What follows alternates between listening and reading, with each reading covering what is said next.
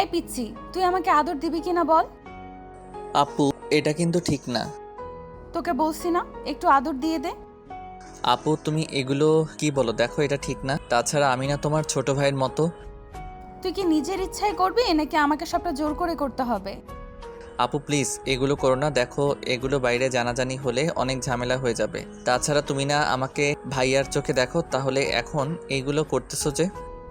ওটা তো তোকে মানানোর জন্য বলেছিলাম, কিন্তু তুই জানিস আমি তোকে কতটা ভালোবাসি। তুই বোঝার চেষ্টাই করিস না আমি তোকে কতটা ভালোবাসি। প্লিজ আমাকে একটু আদর কর। কিন্তু আমি তো তোমাকে ভালোবাসি না, আর আমাদের তো বিয়ে হয়নি যে আমি তোমাকে আদর করব। তুই আমাকে আদর কর, তারপর আমরা বিয়ে করে নেব। আর তোকে আমি বোঝাতে চাইছিলাম, কিন্তু তুই বুঝতে পারছিস না। আর আজকে আমি দেখতে চাই তুই কতটুকু আদর করতে পারিস আমাকে।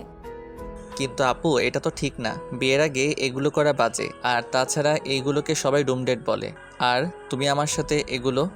কুত্তা, তোকে বলছি না তুই আমাকে আপু বলবি না। আপু না বললে কি বলবো? তুমি তো আমার আপুই হও। তুমি না সবার সামনে বলেছিলে তোমাকে আপু বলে ডাকতে, তাহলে আজকে বলতেছো এমন যে আর আমি তো তোমার থেকে ছোট, তাহলে তো তুমি আমার আপুই হও। বলেছিলাম, কিন্তু এখন থেকে আর বলবি না। আর যদি বলিস আমার থেকে খারাপ আর কেউ হবে না। শোন, তোকে আমি ভালোবাসি, তোকে আমি কাছে পেতে চাই, অনেক বেশি আদর পেতে চাই। অনেক ভালোবাসবি, যদি না করিস তাহলে কিন্তু আমি কান্না করব। আপু, এর জন্য কান্নাকাটি করতে হবে কেন? আর তুমি জানো না এগুলো ঠিক না? তাহলে তোমার মাথায় কে এসবের বুদ্ধি ঢুকালো বলো? এই উল্টাপাল্টা কাজগুলো প্লিজ করো না, তাহলে তো তুমি আম্মু হয়ে যেতে পারো তুমি। সবই তো জানিস, তাহলে এত ন্যাকা সাজার চেষ্টা করছিস কেন? আমি তো চাই তোর বেবির আম্মু হয়ে যেতে। আমি তো চাই তোর থেকে ভালোবাসাটা পেতে। তাহলে তুই কেন আমাকে আদর করতে পারবি না? নাকি আমি দেখতে সুন্দর না? আমি কোথায় ন্যাকা সাজার চেষ্টা করলাম? আমি যেমন সহজ সরল তেমনই থাকার চেষ্টা করি। আমি এগুলো করতে পারবো না। আর তুমি দেখতে সুন্দর, যে কোনো ছেলে তোমাকে কাছে পেতে চাইবে। কিন্তু আমি চাই না এগুলো বিয়ের আগেই হোক। ও, তার মানে তুই চাস বিয়েটা হোক, তাই তো? আর বিয়ের পর তুই আমাকে আদর করবি তো? আপু, তুমি কেন পাগলামি করতেছো? এগুলো ঠিক না। তুমি জানো না, তারপরও এরকম পাগলামি কেন? কিসের জন্য করতেছো তোমাকে আমি বোঝাতে পারি না। এই পাগলামিগুলো করা ঠিক না। এগুলো বন্ধ করো প্লিজ। আমি তো তোমার ছোট ভাইয়ের মতো। আর তুমি আমার সাথে এগুলো করো? বাইরের মানুষ জানাজানি হয়ে গেলে অনেক কেলেঙ্কারি হয়ে যাবে প্লিজ। বাইরের বাইরের মানুষ জানবে কেন? আমি আর তুই জানবো, আর কেউ জানবে না। তাই প্লিজ তুই আমাকে একটু আদর কর। কিন্তু আমি তো তোমাকে ভালোবাসি না, তোমাকে আপুর চোখে দেখি। তাহলে আদর করব কেন? আমি খুব ভালো করে জানি তুই আমাকে কতটা পছন্দ করিস, আর দূর থেকে যে আমাকে লুকিয়ে লুকিয়ে দেখিস সেটা আমি খুব ভালো করেই জানা আছে। কে বললো তোমাকে এসব কথা? আর আমি তোমাকে ভালোবাসি এটা ঠিক, কিন্তু আপুর চোখে, অন্য কোনোভাবে নয়। তাহলে তুমি এটা উল্টাপাল্টা বলতেছো কেন? একদম মিথ্যা বলবি না। আমি তোর ফ্রেন্ডের থেকে শুনেছি তুই আমাকে সেই কলেজের প্রথম দিন থেকেই প্রেমে পড়ে গেছি। তারপর যখন ভেবেছিস আমি সিনিয়র, তখন আমার থেকে দূরে সরে থাকার চেষ্টা করেছিস। কিন্তু আমি তোকে অনেক শাসন করতাম বলে তুই আমার উপর দুর্বল হয়ে পড়েছিলি। তারপর আমার সব কথাই শুনতি। তোর ফ্রেন্ড আমাকে বলেছে তুই আমাকে প্রচন্ড পরিমাণে ভালোবাসিস। তাহলে আমাকে আদর করতে পারবি না কেন? নাকি আমাকে তোর কাছে পেতে ইচ্ছে করে না? বাবু, আমি জানি তুমি আমাকে কতটা ভালোবাসো। প্লিজ একটু আদর করো আমাকে। হ্যাঁ বাসি, কিন্তু আমি চাই না আমাদের মাঝে এমন কিছু হোক। আর তুমি তো আমাকে ভালোবাসো না। আমাকে ভালোবেসে সবকিছু বলতেছো না? তুমি তো রাগের মাথায় এগুলো বলতেছো, তাই না? তোকে এগুলো কে বললো? তোকে যেটা বলতে বলেছি তুই সেটা কর। তুই এইসব উল্টাপাল্টা কথা কোথা থেকে শুনলি বল? আপু, আমি খুব ভালো করেই জানি তখন তুমি আমার ফ্রেন্ডের সাথে আমাকে কথা বলতে দেখে আমার উপরে রাগ করেছো, তাই না? এই জন্য এখন আমাকে জোর করে এখানে উঠিয়ে নিয়ে আসছো, আর আমাকে কথা বলার ছলে এখানে এনে এসব করতে বলতেছো, তাই না? সবই যখন বুঝতে পারিস তাহলে আমাকে কষ্ট দিস কেন? আজব, আমি তোমাকে কষ্ট দিলাম কোথায়? আমি তো তোমাকে বলিনি তুমি আমার জন্য কষ্ট পাও। ভালোবাসলে ভালোবাসার মানুষটার এরকম উদ্ভট কাজগুলো দেখলে এমনিতেই কষ্ট পেতে হয়। এটা আবার বলে কই দিতে হয় না। আর আমি তো তোকে বারণ করেছিলাম ওই মেয়েগুলোর সাথে কথা বলতে। আচ্ছা, একটা কথা বলতো, আমি যদি অন্য কোনো ছেলের সাথে কিস করি কিংবা রুম ডেট করি তাহলে তোর কষ্ট হবে না? খারাপ লাগবে না?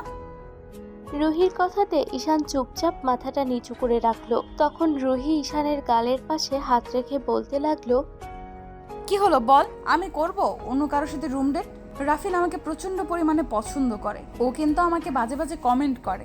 আমি যদি ওকে বলি আমার সাথে রুম ডেট করতে ইচ্ছা করছে, তখন ও এক পায়ে রাজি হয়ে যাবে।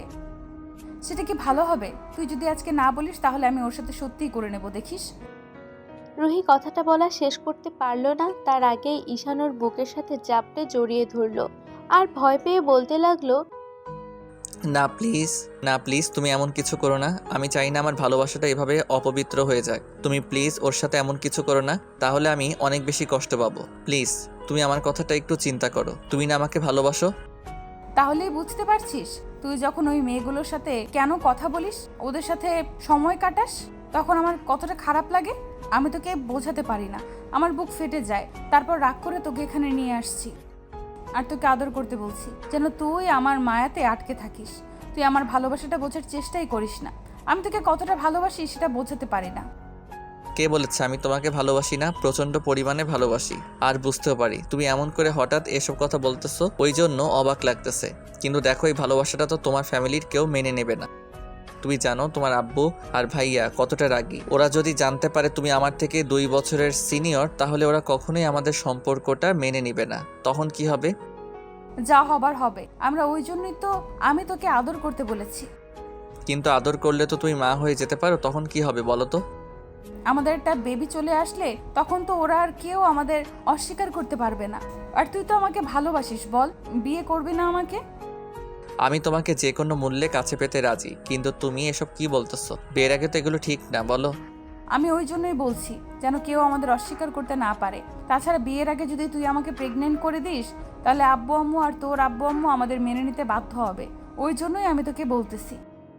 আমি তো চাই না বিয়ের আগে এমন কিছু হোক যাতে আমার ভালোবাসাটা অপবিত্র হয়ে যায়। তাই প্লিজ তুমি এগুলো আর কিছু বলো না, তাহলে আমি অনেক বেশি কষ্ট পাবো।